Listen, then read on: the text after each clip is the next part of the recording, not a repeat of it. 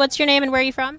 Rick Manning, President of Americans for Limited Government. We're located here in Washington, D.C. And what brought you out here today to this press conference? Because liberty matters, because people's due process right matters. I don't care if they're from the left or the right. The bottom line is the reports of treatment that are coming out of that jail are reprehensible. They are not American.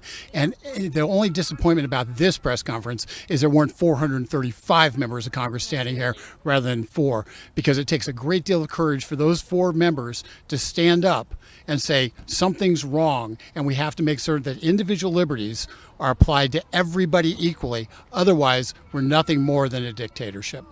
And what have you heard regarding the treatment of these prisoners so far? I know there's a few things circulating regarding their treatment, but what have you heard personally living around this area?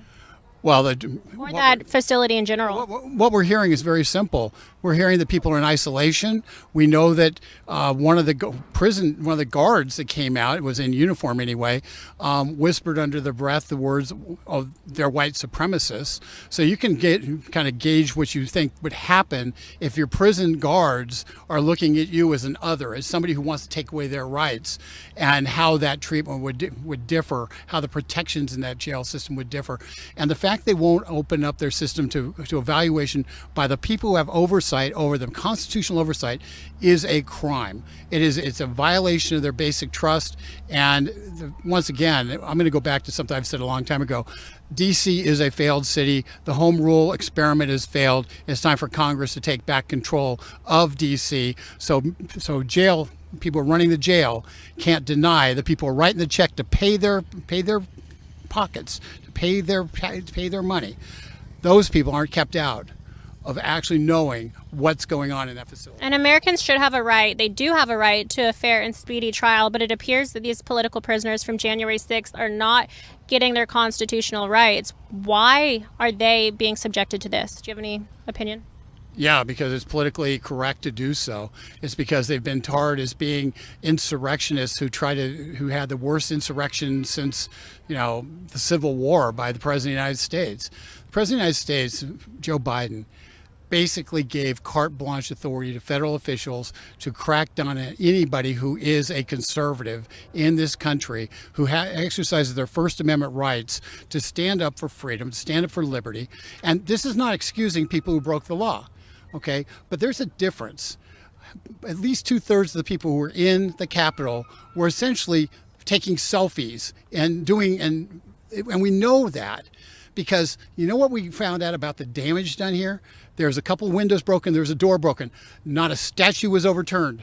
Not a statue was broken. The beautiful artwork around the Capitol Rotunda, it was left intact. Nobody slashed it up. In fact, I would argue that the actual people in the federal government who are charged with protecting that artwork around the Capitol, they came out about a week ago and said that artwork is racist and reflects a racist past. And so the very people who are charged with protecting it have denigrated that artwork and done more damage to the history and the historical context of how we grew up in our country than anybody who went into that Capitol building. Wow, I didn't know that, so thank you for sharing that with us. Absolutely. Once again, trying to erase history right there, and we're seeing it right before us. My final question for you, Nancy Pelosi has put together a committee of individuals that is allegedly bipartisan. Do you think that that's true? To go over the events on January 6th. The commission is nothing more than a partisan weaponization and trying to keep January 6th in the news. And it's not designed to get to the truth, because if it was designed to get to the truth, they'd ask the following questions. They'd say, what happened to the person who allegedly was going to bomb the Democratic National Committee and their RNC? This place, Capitol Hill, is covered with cameras. The fact that we don't know who that individual is and they're not in jail is indicative that that's not a focal point.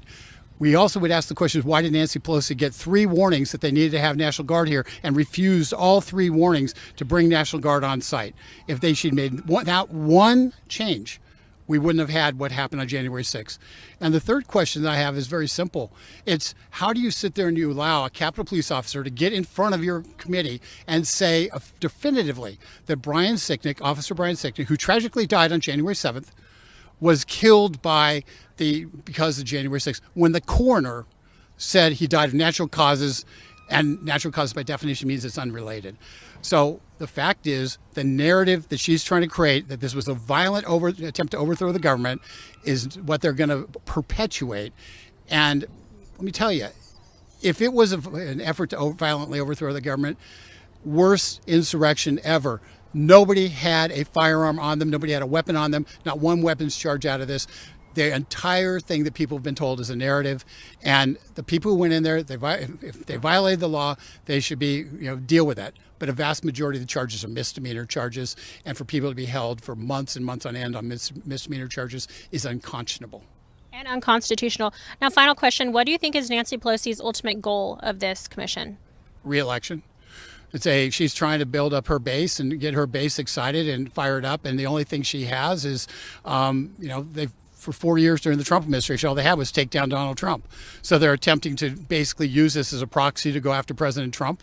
We saw that in the first set of hearings where various officers who are supposed to protect both sides admittedly were saying that they viewed Donald Trump as being the enemy.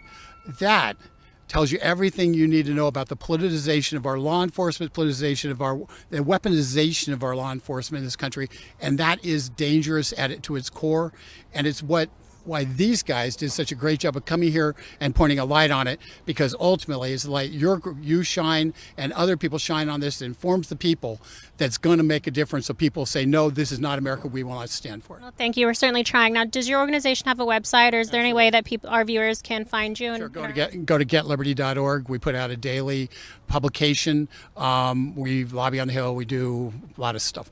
But getliberty.org. Go there, sign up for the subscribe, and you'll get our stuff every single day. Okay. I'm going to do that. I hope you all will too. Thank you so much. Thank you. You have a card? I will get one. I'm going to wrap up here in a second. Go and do the wrap, and then I'll Thank you, everyone, for tuning in. Again, my name's Liz Willis with Right Side Broadcasting Network. We've had already a very busy day. We met with the congressmen and women early this morning around 11 a.m. We followed them to the Washington, D.C. Correctional Facility. We have all of that. We live streamed the entire thing, so you're going to be able to go in and watch that later if you missed it earlier today. Them being rejected, and not just rejected, but accused of trespassing and amongst other things. They eventually were locked out of the correctional facility. They came back here to cast a vote and held a press conference at 1 p.m. to go over what's happening to them while they are just trying to find answers for the treatment regarding the political prisoners from January 6th.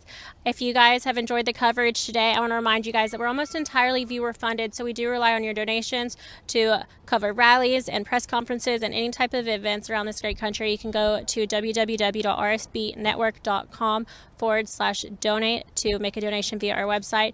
The YouTube Super Chat is a great and fun way, and of course you can send a check the non-electronic way to 1550 Opelika Road, Suite 6, Box 344, Auburn, Alabama 36830. Next week we're going to be in Sioux Falls. If press conferences don't get announced before then I'll see you there, but I'll most likely see you before that because there's a lot going on here in Washington, D.C. But we'll be in Sioux Falls for Mike Lindell's Cyber Symposium. You guys aren't going to want to miss that. That's a 72-hour live stream, so an entire 3-day event with some of the brightest and brilliant IT minds in the world to go over election integrity. If you want to show your support for Mike Lindell, you can go to mypillow.com and use code RSBN for up to 66% off your entire order. There's over 100 products to choose from, so a great place to go shopping. With that being said, I'm going to finish up here, and we're going to catch our flight to get out of the swamp, and we'll keep you guys updated. Make sure that you're tuned in via our Twitter, our Instagram, our Telegram, our Facebook. I get questions so many times about how you can keep up with what we're doing and when we're going to go live. Those social media platforms are all great ways. And don't forget to download our app. You can search RSBN in all the major app stores. And of course, if anything ever happens by big tech onto our social media platforms, we will always have that app. So make sure to keep that handy to stay safe and stay informed. That being said, Right Side Broadcasting Network, I'm Liz Willis, and I will see y'all later.